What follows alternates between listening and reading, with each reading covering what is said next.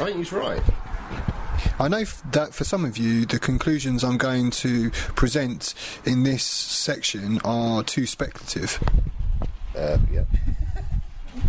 The whole book. Yeah, the entire book's too speculative. The new science of the magical membrane is, in conjunction with the principle of quantum physics, offers the simplest explanation that accounts for the science. God, he said this is going to take 2 fucking minutes. Of not only allopathic medicine, but also for the philosophy and practice of complementary medicine and spiritual healing.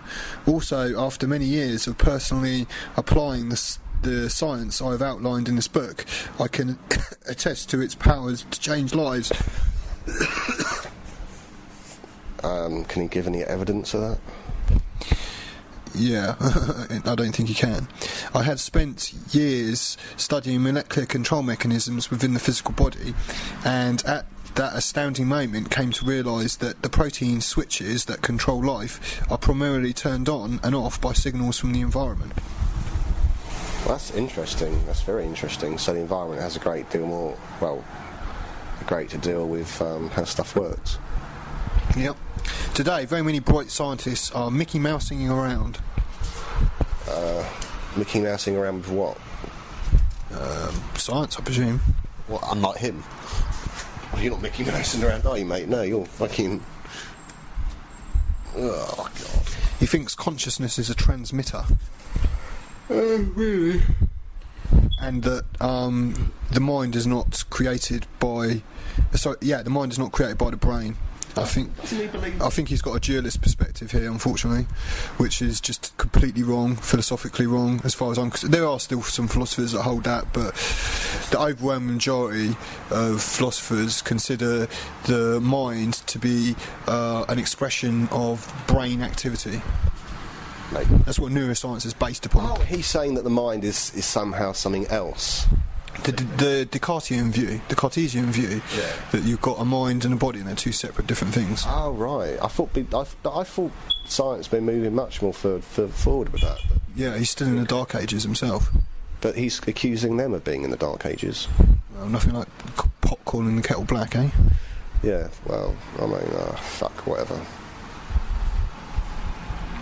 So he also includes, to prove this as well, in some way or other, I think, he includes a heart transplant person who, once having received a heart, dreamed of who the killer was of the donor of the heart, and led to the capture of the murderer who killed her donor.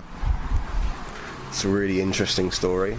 Yeah, it's another really curious anomaly, isn't it? It is a curious anomaly, but unfortunately, because he provides none of the facts, was she told that the heart she had was from someone that had been killed, and so on and so forth, and it's just more bullets.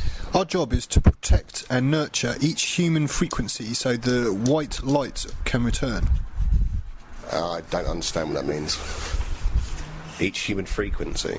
What's he talking about? Some kind of spiritualist thing, I think.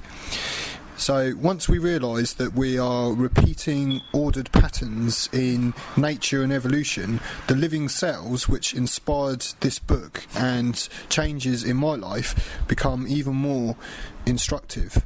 For billions of years, cellular living systems have been carrying out an effective peace plan that enables them to enhance their survival as well as the survival of the other organisms in the biosphere.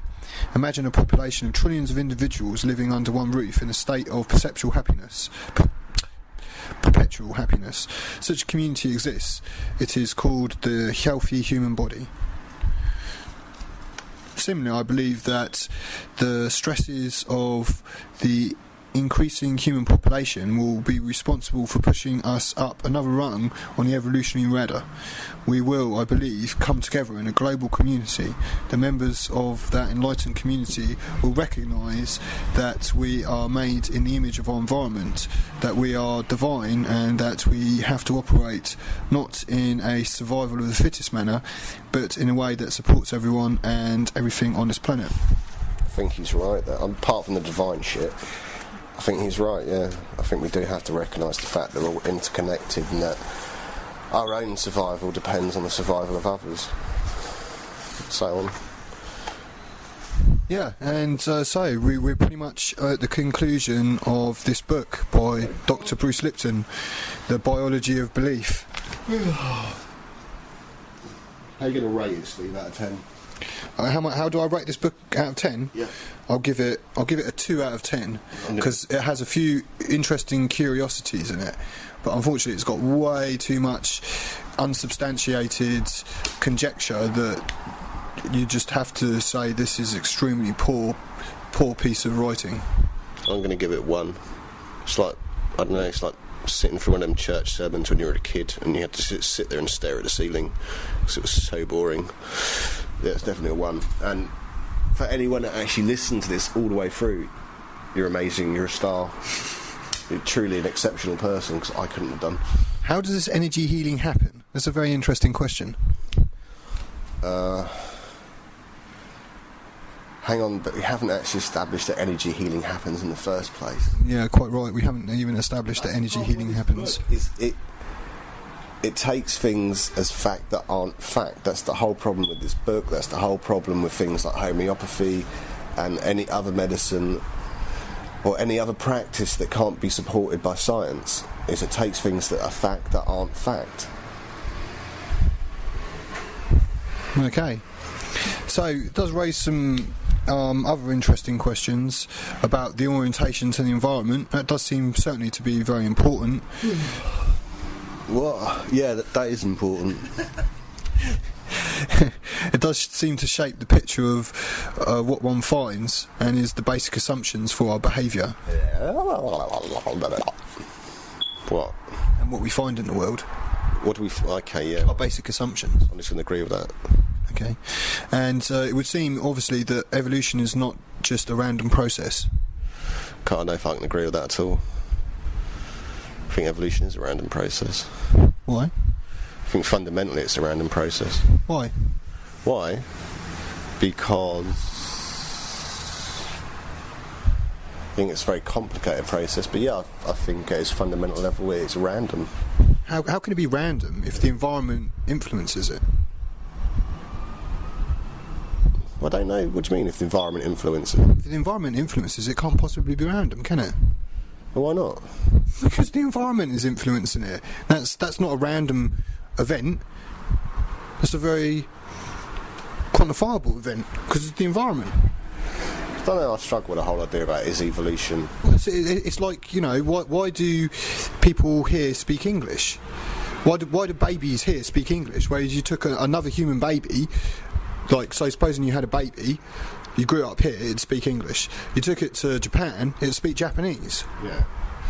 Well, I suppose so, yeah, but evolution... It's not random. It's not random that the child raised in Japan speaks Japanese, and it's not random that the child raised in Britain speaks English. No, I mean, you talk, okay, but...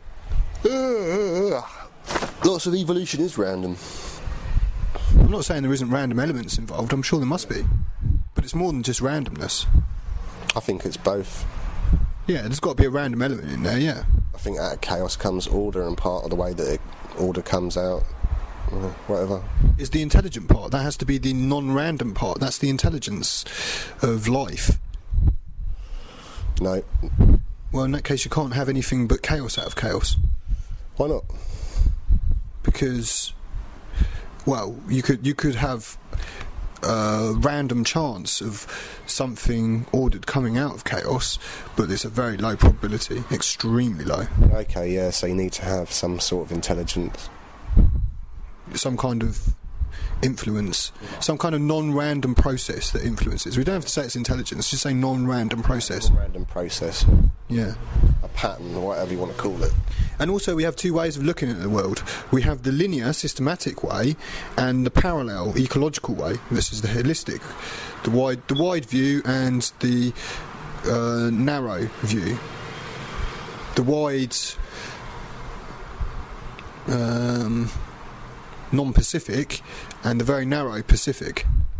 What's that got to do with what the book was on about? I'm not quite sure now. I just wrote that down as a note. Really? So you're asking about two different ways to view the world? That's two different ways to view the world. Yeah, they both have their advantages and they both have their disadvantages. What more do you want to know? Or, you know. Well, no, I think we can pretty much. One's appropriate at the time. Yeah, I think we can pretty much wrap this up really in now. Can we fix? Fuck.